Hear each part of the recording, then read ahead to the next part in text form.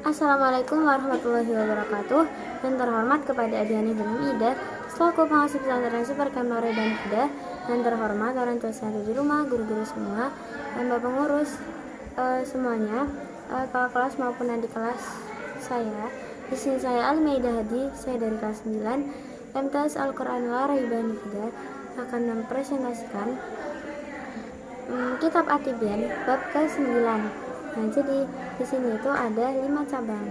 Nah, jadi ada cabang pertama yaitu tentang tidak boleh membaca Al-Quran dengan bahasa selain bahasa Arab. Nah, baik di dalam sholat maupun di luar sholat. Nah, habis itu jadi ada dua pendapat ulama, ada yang membolehkan, ada yang tidak membolehkan. Nah, jadi ulama yang membolehkan jika orangnya itu tidak bisa berbahasa Arab dengan baik. Nah, kan tapi kalau bahasa Arabnya baik, nah itu bisa pakai harus atau wajib pakai bahasa Arab. Soalnya kalau enggak, sholatnya itu jadi enggak sah. Nah, habis itu cabang kedua ada tentang menggunakan qiraah sab'ah.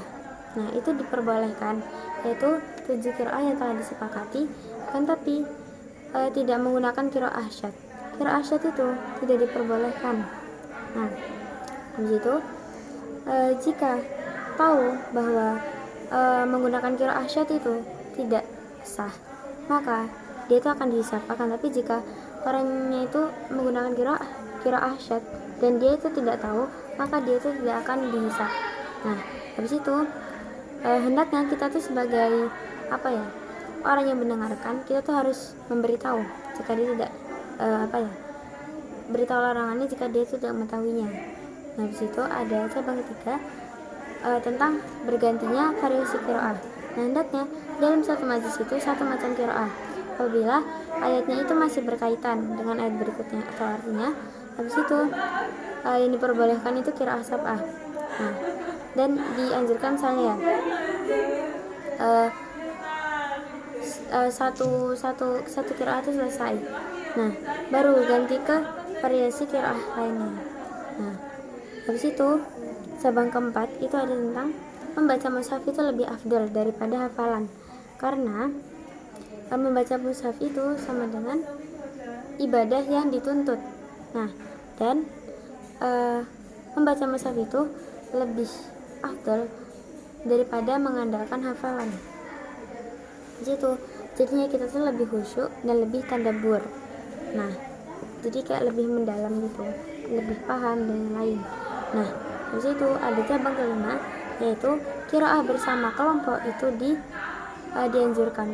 Kalau ID sendiri sih biasanya itu namanya qiraah bareng-bareng itu namanya haflah. Nah, itu dianjurkan.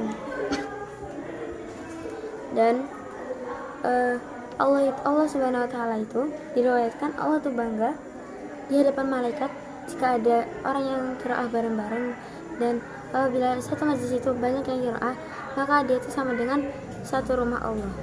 Nah, di situ mendengar Al-Qur'an itu sama dengan cahaya mendengar doang padahal. Oke, sekian presentasi dari saya pada malam hari ini. Sekian presentasi dari saya, mohon maaf apabila ada salah kata atau ada yang banyak kurang. Wabillahi taufiq wal hidayah. Wassalamualaikum warahmatullahi wabarakatuh.